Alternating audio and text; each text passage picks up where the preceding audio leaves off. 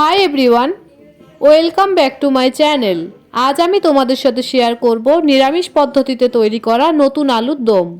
এই রেসিপি তৈরি করার জন্য প্রথমে আমি এখানে নিয়েছি ছোট ছোট আলুগুলো আমি ভালো করে পরিষ্কার করেও ধুয়ে নিয়েছি। তারপর নিয়েছি ধনেপাতা কুচি ও কাঁচা লঙ্কা কুচি।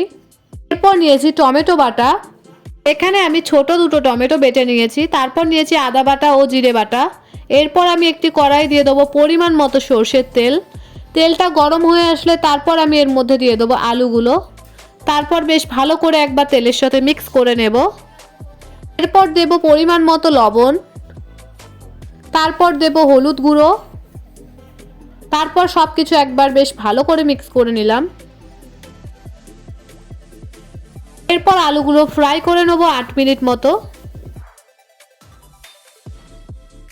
এখানে আলুগুলো আমার ফ্রাই করা হয়ে গেছে। আলুগুলো প্রায় এরকম গোল্ডেন হয়ে গেলে তারপর আমি নামিয়ে নেব।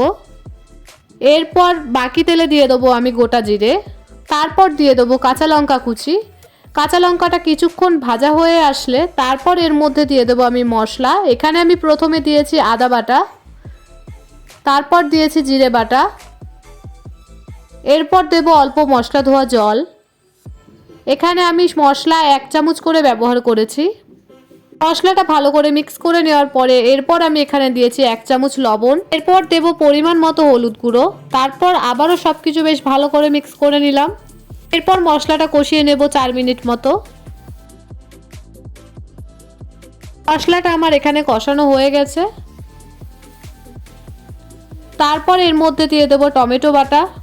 আর এখানে টমেটোটা অতিরিক্ত মাত্রায় ব্যবহার করবেন না, তাহলে টক হয়ে যেতে পারে, তাহলে স্বাদটা ভালো হবে না। তারপর সব কিছু বেশ ভালো করে মিক্স করে নিলাম। তারপর 5 মিনিট মতো কষিয়ে নেব।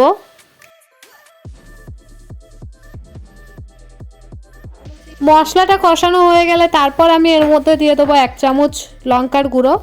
আবারও সব কিছু বেশ ভালো করে মিক্স করে নিলাম। তারপর 2 মিনিট মতো কষিয়ে নিয়েছি। এরপর আমি এর মধ্যে দিয়ে দিয়েছি ভেজে রাখা আলুগুলো। তারপর আবারও মিক্স করে নিচ্ছি সব কিছু। তারপর আবারও 3 মিনিট মতো কষিয়ে নেব।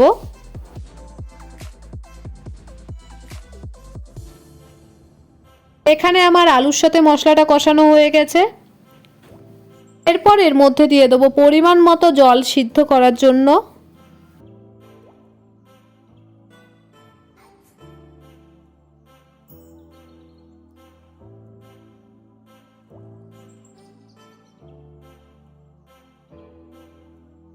এরপর সিদ্ধ করে নেব 10 থেকে 12 মিনিট মতো।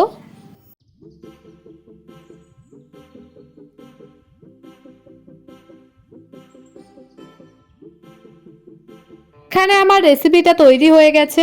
আমি একটি আলু ভেঙে দেখিয়ে দিচ্ছি আলুটা সিদ্ধ হয়েছে কিনা।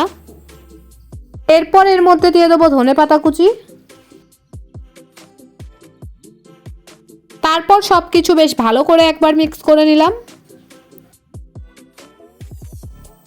এরপর 2 মিনিট মতো কষিয়ে নামিয়ে নেবো একটি পাত্রে।